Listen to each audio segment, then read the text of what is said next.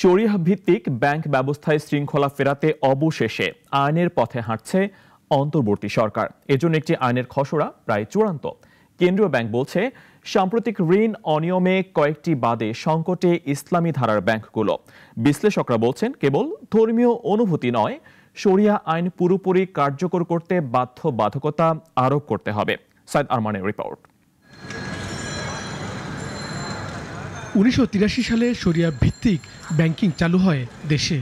সবশেষ হিসাবে ব্যাংকিং খাতে মোট সম্পদের প্রায় 24%, আমানত ও বিনিয়োগের 27%-এর আশেপাশে ইসলামী ব্যাংকগুলোর হাতে।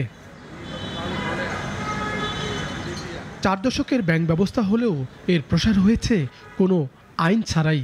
কেন্দ্রীয় ব্যাংকের একটি নীতিমালার আলোকে চলছে কার্যক্রম। আইন ও দিক নির্দেশনা ছাড়া দ্রুতই জনপ্রিয় হয়ে ওঠে ধর্মীয় প্রেক্ষাপটে। এই সময়টায় মনে করছি যে আমাদের একটা আলাদা আইন থাকা প্রয়োজন, এবং এটাও সংস্কারের মধ্যেই কিন্তু অন্তর্ভুক্ত। মানে আমরা ব্যাংক খাত নিয়ে যে ব্যাপক একটা পরিকল্পনা করছি, তার মধ্যে এটাও একটা, আপনি বলতে পারেন যে একটা উপাদান, ইসলামী ব্যাংকিং আইন। তবে সাম্প্রতিক সময়ে দেশে প্রকাশ পাওয়া ব্যাংক কেলেঙ্কারিতে 2-3টি ছাড়া সংকটে পড়ে সব ইসলামী ব্যাংক, যা থেকে অন্তর্বর্তীকালীন সরকারের চিন্তা দ্রুতই এ খাতের জন্য আইন প্রণয়নের। কেন্দ্রীয় ব্যাংকের মুখপাত্র জানালেন, বিশদ আইন হলে শক্তিশালী হবে ইসলামী ধারার ব্যাংকিং। যেহেতু আইনটি চলমান রয়েছে এবং এটা এখনো খসড়া আকারে রয়েছে, সেখানে কিভাবে এটাকে অ্যাড্রেস করা হবে এই মুহূর্তে এটা বলা কঠিন। তবে আন্তর্জাতিকভাবে কোথাও কোনো দেশে এই কনভেনশনাল ব্যাংকগুলোকে একটা উইন্ডোর মাধ্যমে ইসলামী ব্যাংকিং পরিচালনা করার সুযোগ দেওয়া হয় না। দেশে এখন পূর্ণাঙ্গ ইসলামী ব্যাংক রয়েছে 10টি। এর বাইরে প্রচলিত ব্যাংকগুলো ইসলামী ব্যাংকিং সেবা চালু করেছে। তবে আইনে এসব করার সুযোগ আর থাকছে না।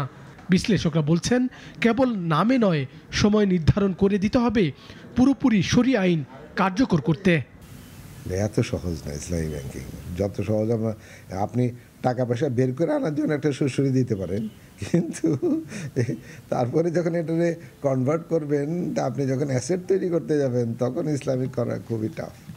প্রচলিত ইসলামী ব্যাংকিং ব্যবস্থার মধ্যে মৌলিক পার্থক্য সুদ। প্রচলিত ব্যাংকগুলো সুদ দেয় কিংবা নেয়, তবে ইসলামী ব্যাংকগুলো মুনাফা কিংবা লোকসান শেয়ার করার কথা। যদিও বাংলাদেশে এমন বিনিয়োগ ইসলামী ব্যাংকগুলোর খুবই সামান্য। সাইদ আরমান, নাগরিক, ঢাকা।